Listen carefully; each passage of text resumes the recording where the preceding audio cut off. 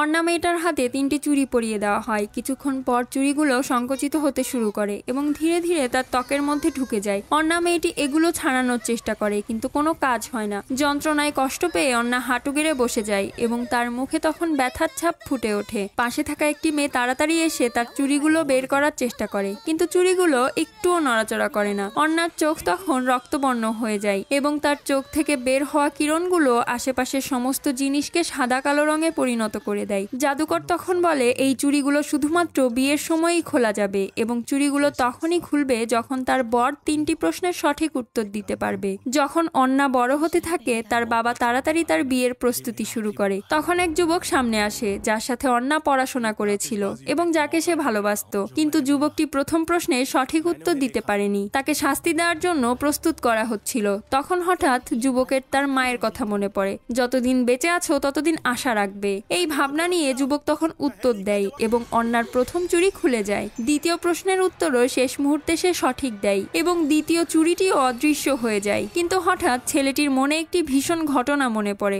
যখন পুরো পরিবার তার বাবার দ্বারা ধ্বংস হয়ে গিয়েছিল। এখন প্রশ্ন হলো, অন্না কি তৃতীয় চুড়ি থেকে মুক্তি পেতে পারবে? পরের পার্টটি দেখার জন্য প্লিজ সাবস্ক্রাইব।